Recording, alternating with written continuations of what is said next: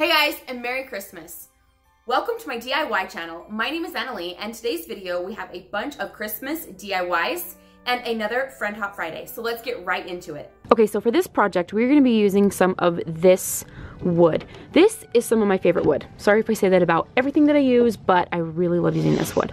So I'm gonna show this to you guys right here. There's the sticker for you guys right there. So go ahead and screenshot this, and that way you will get exactly what this is. And then we are gonna be cutting this down to make a window. I want to be able to make a little window to hang on my wall and put a Christmas wreath in front of. So let's get this cut up. Okay, so I measured this out, and this window measures 2 feet by 2 feet by 2 feet.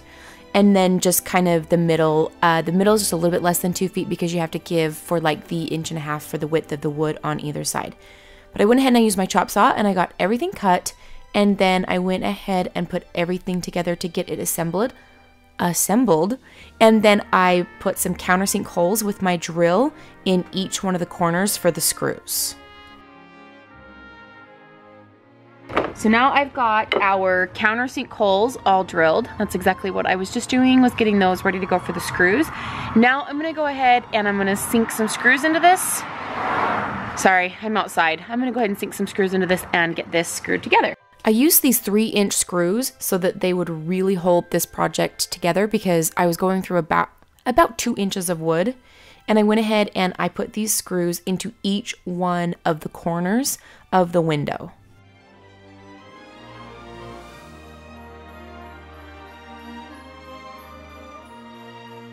Using a tape measure and a speed square, I went ahead and I found the exact center of each side of the piece of wood so that I knew exactly where to put the crisscross parts of my window so that I could have them lined up exactly even. So you can see here, I went ahead and I just drew lines on each side and then measured and cut these pieces out. Here's this piece all cut and ready to go. Let's see if it fits. Ready? Yes. Oh yeah, look at that. Oh, it's not even screwed in. Look how good that fits. Oh yeah, that is like a glove. Say woohoo! Yay! So something that totally helps me with these projects is when I'm cutting these pieces of wood and I need them to be in a specific place. Okay, so I try to number these spots. So like I want this piece of wood. Oh, can you see that? No? Okay, great. Okay, so I want this piece of wood to stay lined up with this piece of wood. So I'm going to number it or mark it or something like that. I don't think that's any super secret by any means, but it just really helps me out with like organization.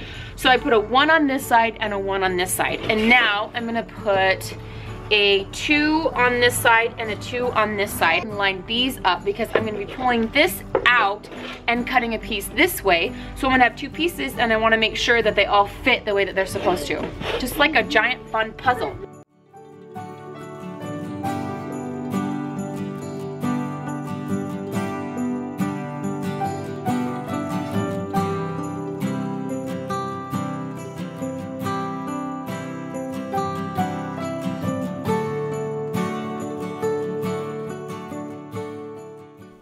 Once everything was cut out, I'm measuring the width of this wood right here because I'm going to use my table saw to make what is called a giant dado section. I don't have a dado saw blade. You will see exactly how I do this, but I need the exact width of the board. So what I'm doing is I'm taking my table saw and I just lowered my blade, and I've got the measurement right here of the square that I need to cut. So I cut my first line on the one side, my second line on the other side to outline, and then I went ahead and I just kept cutting this middle section out by going back and forth on my table saw with these several strokes, and you'll see what this makes. Here is our notched wood all ready to go right there. I've got this one in this size here. So basically we're just going to assemble this like a puzzle. So we're going to turn this over and we're going to put this on that right there. And we're going to push it down. And did you see that just slide right into place? So now if you look, it's completely flush. Now I've got this all ready to go. It's just a matter of lining up our numbers. So I've got 1 with 1, 4. Did you hear that? Did you hear that pop into place? That just seriously, like, there we have it. Look at that, it's not even screwed in yet. This is literally just set into place. That's how perfectly it fits. I'm gonna get this glued together, and then I'm gonna do some holes in the wood right here and do some countersink holes. And then we're gonna put the screws in and we're done. We're assembled. Yay!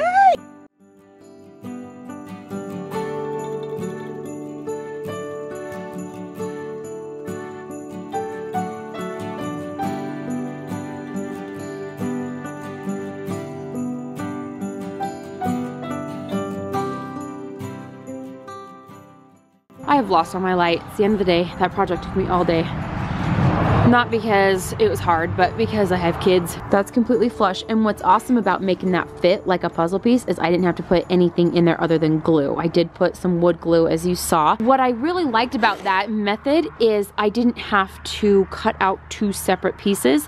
So like a piece, so I put this piece in the middle and then like cut that piece out and cut that piece out and then find a way to glue or screw those together. So that's why I liked to do it that way. And so here it is. I'm sorry for the terrible lighting. All right, so, oh, and I didn't show you guys, I did put a clamp in the middle where I put the glue so that that would hold together really well and dry together. So then staining the wood, I used the color Jacobian. I got it all stained, and then using some Waverly White chalk paint, I went ahead and did my classic move that I always go to, staining with a little bit of white dry brush, just because I love this look. And then I just took a wreath that I made back in the springtime and added a little bit of really pretty garland from the Dollar Tree and hung it in front of there. And here is my little Christmas window. And I love that I can keep this window and use it year round, not just for Christmas. I can take out the Christmas look and keep it year round.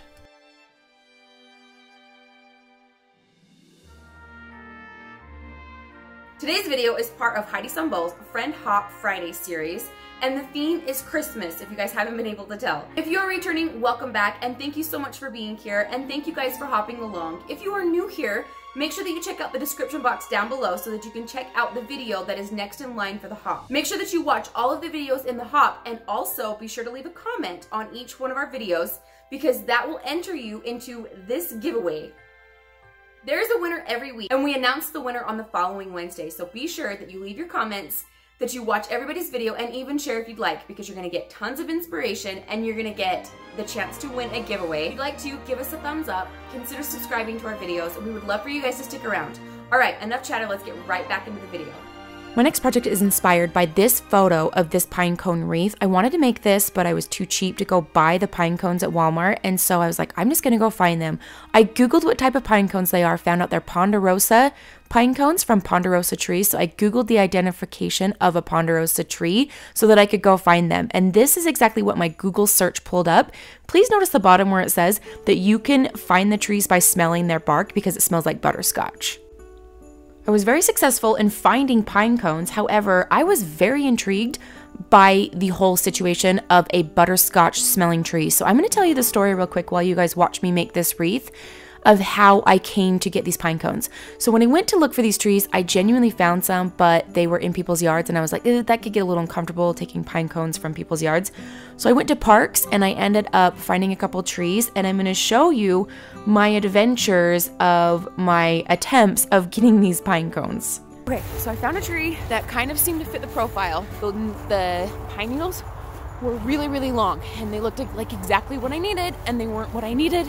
So now I'm trudging across the frozen Ozarks. So the other tree didn't work because the needles were like really, really long, but I went and smelled the tree and it didn't smell like butterscotch. Okay, so this one has longer needles too. That's the other thing, is like there's no pine cones on the ground. It's like under all these, oh, but I like those pine cones. Oh, I like those pine cones. How do I get those pine cones?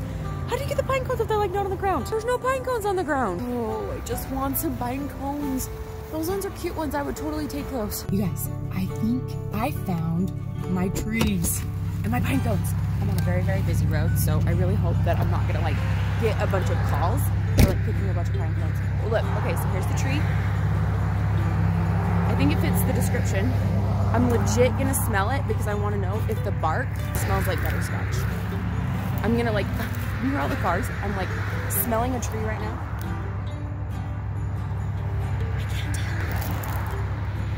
Maybe, I don't know, maybe it does. Maybe it smells like, this is the exact tree that I want. There are pine cones all over the ground, but I want to legit know if it smells like butterscotch. It smells like a tree. Okay, I don't smell any butterscotch, but let me show you the pine cones that are on the ground because they are perfect. I found them. I have no idea. I'm pretty sure I'm on public property. And so I'm gonna pick up a bunch of these pine cones. I'm so excited. I got plenty of pine cones, which was awesome. I technically could probably make 2 or 3 wreaths, and I know where to go back and get more. So I went ahead and I used a little bit of greenery. I wanted to add some green to my red, and so I made my bow, and then I added the holly, and I added a little bit of extra red to mine versus the one that was in the photo. So mine is just a little bit different. However, I do love how this turned out. This wreath, I think, is just so elegant and rustic, and here's the comparison of my wreath versus the photo. So let me know how you think that I did, because I absolutely love this, you guys. Also, if anybody can tell me, please let me know if you have ever smelled a ponderosa pine tree, and if you can confirm that it smells like butterscotch or not, because maybe these weren't ponderosa pine trees, even though the pine cones worked. But please leave a comment down below and let me know if you have ever smelled a butterscotch tree, because I was really disappointed that I didn't get to smell the butterscotch. I really wanted to smell a butterscotch tree, you guys. But it's okay, the pine cones were worth it.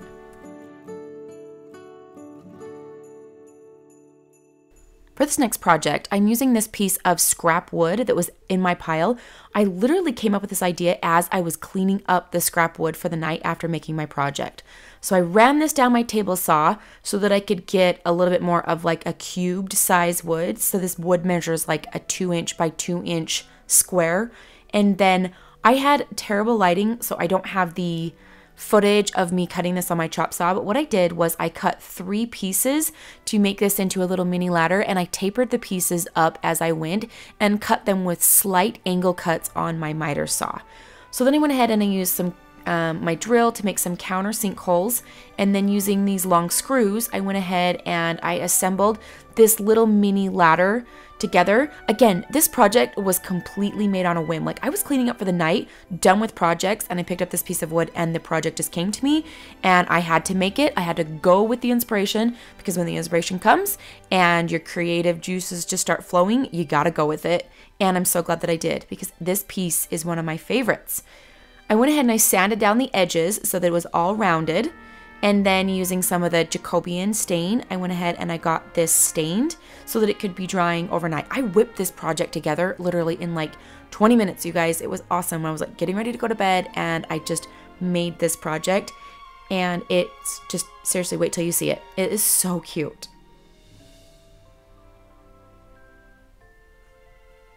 So then, using this little wreath form from the Dollar Tree, I tried to stain it. Don't do that. It didn't really work. I had to wipe it all off. Just paint it.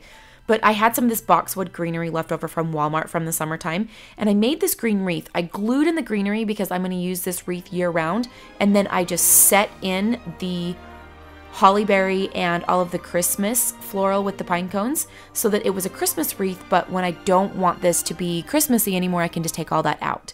And then using some Christmas ribbon, I went ahead and I just tied this wreath onto the top of my little mini shelf ladder that this is going to be. And then I tied the sides out into like a little bow so you can see that they're sprayed out. And then I put another bow on top of this, and it just gave it a little bit more dimension. And that was it, you guys. I whipped this together so fast, and I love this. This is another project that I can use year round, because during the summertime, this is like a total farmhouse project. And now that I have the green wreath, I can take this out in the summertime, take out all of like the red berries and just put in like some lemons or some Easter stuff and just change out the ribbon. So I love how this turned out, you guys. This is one of my favorite projects. Who is sick of me saying that? Anybody?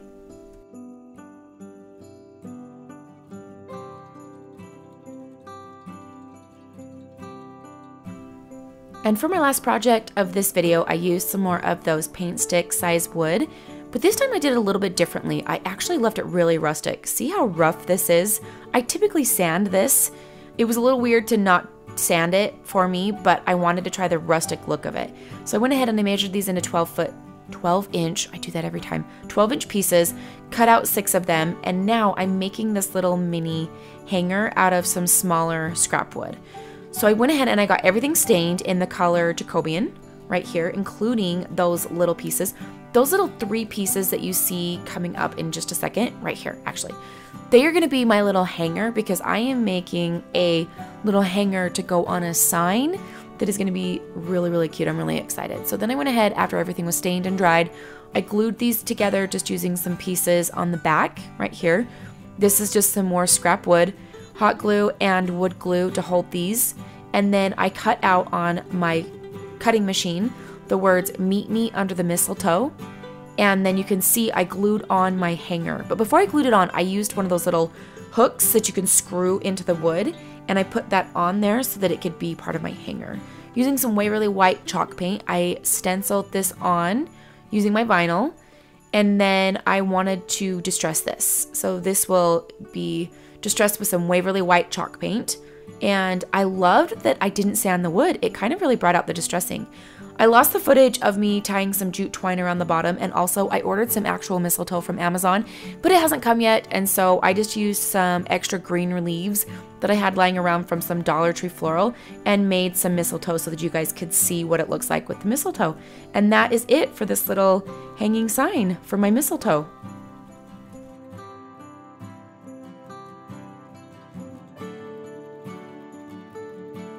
Thank you guys so much for watching. I really hope that you enjoyed those DIYs. Please leave a comment down below and let me know which one was your favorite. For my end segment today, I do not have a YouTube link for you. However, what I will be referencing today is found on Netflix. So I will leave that information down below for you guys in the description box. One of my coworkers that I work with showed this video and talked about this concept with us this week at work. So the gist of it is they ran an experiment. They were purposely testing the power of positive affirmation. Basically, positive words, positive advice, just anything positive. So positive versus negative. So if you don't have Netflix, I will give you the rundown of the experiment. So the experiment was about plate spinning. I know, I didn't even know that was a thing, to be honest. Plate spinning, but it's super cool. I'm not dissing it. It's really, really cool. However, so what they do is they run an experiment. They bring in a professional plate spinner. By the way, how do I sign up for that? How do I sign up to be a professional plate spinner? Is that a thing? Can I do that? I want to be a professional plate spinner. Can't even say it, so I probably won't be a professional plate spinner. So they do this experiment where they take 100 humans and they bring them each in and they test them with their plates, basically. So they watch them with their plate spinning skills. But what they don't, what the 100 humans don't know is that it's actually an experiment. They truly think that they're there for plate spinning, okay? But the people who are judging the plate spinning are conducting this experiment where before the person who comes in, it's picked at random, they reach in and they pull out a random colored ping pong ball. So there's a red ping pong ball and a blue ping pong ball, okay? If you pull out the blue, they get positive affirmation, they get positive feedback, they get positive advice, they get everything positive. If they pull out a red, everything is negative, regardless of performance. Regardless if it's good, bad, great, professional, whether they want to say it or not, they have to say whatever it is. So before someone comes in, they pull out the ping pong ball. So this really great plate spinner, like she's super good at it. Before she comes in, she of course gets the red ping pong ball, which is negative. So they put it down, she comes in and she does this like, to plate spin, I didn't know this was a thing. You put the plate on a stick and you spin the stick like really, really fast, and then it goes up and the plate spins, and then you can like transfer it over onto your finger and let it spin on your finger. Then you have to put it back and you have to like put it on your chin, like skills, right? It's like skills. So she comes in and she kills it. She crushes it. She does so good with it. She like, the professional plate spinner literally was like, she was really, really good, but he didn't say that to her. So when it's time for the feedback, he tells her, he's like, I mean, yeah, you did all the tasks, but it was really sloppy, and I really think that like you need to go out and practice some more. And she was just like she was mortified. It was awful. And then there was this girl who came in, she got the blue ping pong ball, and to be honest, she was terrible. And she even said she was terrible. Went to spin the plate, and the plate like clattered to the floor, and she picks it up. She's like, whoops, puts it back on. She keeps dropping the plate. She couldn't transfer it over to her finger. She couldn't put it on her chin. But when she was all done, the professional plate spinner was like, that was amazing. You have so much potential. Good job. Keep working hard and you will do this. Like you will be a professional plate spinner one day. And she was just like, oh my gosh, so flattered. So then after they did this for the 100 people, they sent them all out and said, practice again. We're going to go for round 2. Brought them back in for round 2. Now they're not worried about the ping pong ball. They just like are keeping track of the points. So how much they got the first time and then how much they got the second time. So as they come back in, the girl that was really, really good, but was told that she needed to go practice, she went to like start again. She was so nervous. You could see she had no confidence in herself whatsoever. She went to start spinning the plate, and as soon as she put it on the stick, it just fell. And she went from like 18 points in the first round to like 4 points in the second round. And she just was like, yeah, I'm reading into it. I just, ugh.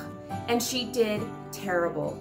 But the girl who was terrible and did like terrible. She came in and she got the positive affirmation. She went out and practiced. She had like 2 points in the first round.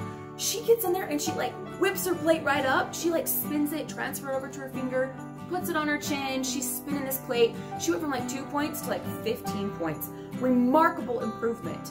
All because she just believed in herself. So by the end, of course, they tell everybody that it was an experiment, which was really good because some of the feedback that was negative was really, really harsh, and they were really beating themselves up. The point of the experiment is powerful, you guys. It was amazing. One of the reasons why I wanted to bring that up is because we as a community, as YouTubers, as viewers, you guys, subscribers, specifically you guys as viewers, you guys hold so much power right here in your thumbs. When you guys watch somebody's video and you leave them a comment, truthfully, your comment affects the YouTuber. Your comment affects the person that you are talking to, whether it's Instagram, YouTube, Twitter, Facebook, whatever platform it is. Even just texting your family and friends, you hold the power to tell somebody something positive. The girl that was a plate spinner, he didn't say to her, hey, you're a great plate spinner. He said, you have amazing potential. I believe in you. I believe that you can be a plate spinner one day. And she believed in herself because somebody else believed in her. So the power of positivity is amazing. So my challenge to you guys this week is to use your thumbs for good. Leave a comment on people's videos, even if there's something that you didn't like, even if you don't like people's DIYs, if you don't like their crafts, if you don't like their videos, if you don't like how they talk, how they sound, how they look, anything like that. Find something positive. You don't necessarily have to lie to them, just don't comment on the negative. Don't tell them that you think their projects are sloppy. Don't tell them that you think that they're a terrible YouTuber. Don't tell them that they're boring to watch. Either A, don't leave a comment, right? Because if you can't say anything nice, don't say anything at all. That's kind of the golden rule, which really is a good rule in some ways. But try to find something positive. Do you like their shirt that they're wearing? Find something positive and try to reinforce them. You will see that you will boost so many people up. You guys have the power to boost people up, and people will do better and feel better, perform better, they will try harder, they will truly want to be better and actually succeed at being better because someone has given them positive feedback. Be positive, be kind, be uplifting, be a Mr. Jensen, be all the things that we've discussed on this channel, because I know there's kind of a pattern to all of this, but happy people are successful people and kind people are good people. Be a kind person and give somebody something positive this week. Be positive. Go out and share your positivity to the world, and hopefully it'll be infectious and contagious and it won't stop with you, and then it will just start the snowball effect and it'll get bigger and bigger and bigger, and maybe one day we'll all be positive and happy. We can dream, right? One can dream. All right, guys, thank you so much for watching, especially this end segment. This one was a little long today, so for those of you who are still here, seriously, good job. Thank you for bearing through that. So do all the things, leave a comment down below, subscribe if you guys would like to, leave a thumbs up, and make sure you check out the next video in line, and also go check out Heidi Sonboul because she is the host and she's amazing. And I just can't say enough good about Heidi. Thank you guys so much for watching, and I'll see you in my next video. Bye, guys.